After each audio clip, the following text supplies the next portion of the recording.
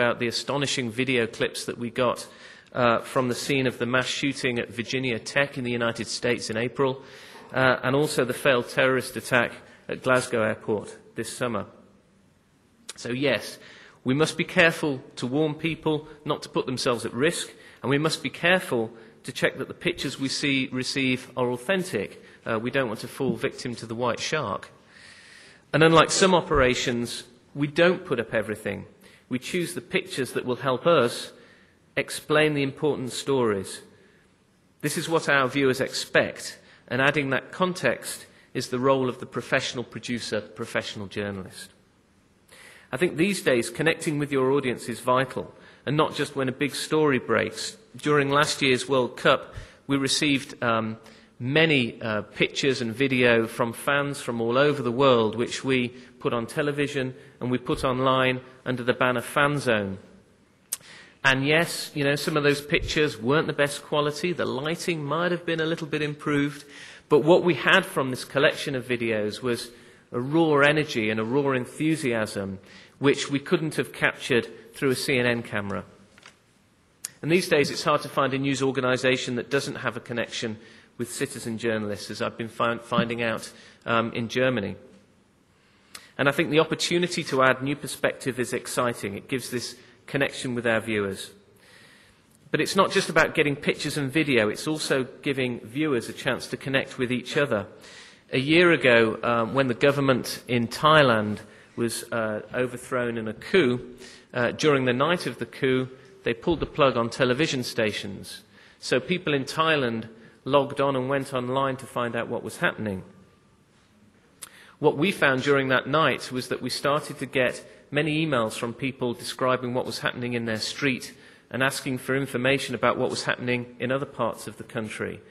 So a story developed on our report through these compelling first-hand email accounts without a CNN journalist writing a single word.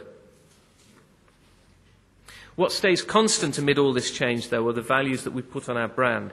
Our viewers trust us to deliver big stories without bias and explain why they're important. So we must also reach out to new audiences.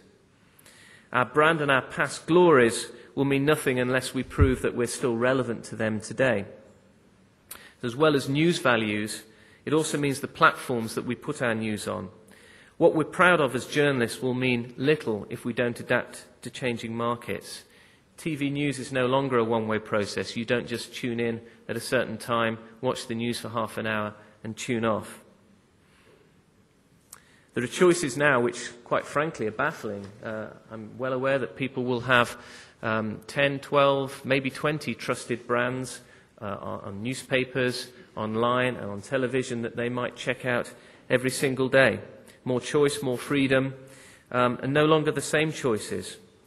So CNN's competitors used to just be the traditional broadcasters, the BBCs of this world. No longer. Our competitors are also any operation where people may get news and information, including a host of websites with mass audiences. People no longer have to rely on the big boys for their information. Blogs, internet aggregators, video directories, social networking websites all compete for people's time and attention. But I'm a strong believer in the role of the professional journalist and the ability to separate fact from fiction and explain why the stories that we choose to cover are important. You need to know your audience, and our audience trusts us to explain why big events in one country will have a knock-on effect around the world. But unless we embrace these changing trends, we will cease to be relevant. So we can either ignore the YouTubes and the Googles of this world, or we can look to work with them. That's why we recently teamed up with YouTube to broadcast a series of debates in the run-up to next year's election in the US. And the concept was simple. Members of the public went on YouTube to ask the questions that they really wanted to ask the politicians, and these questions were relayed to the politicians before a studio audience on CNN. So if we have a very quick look at a short clip from one of these debates to give you an idea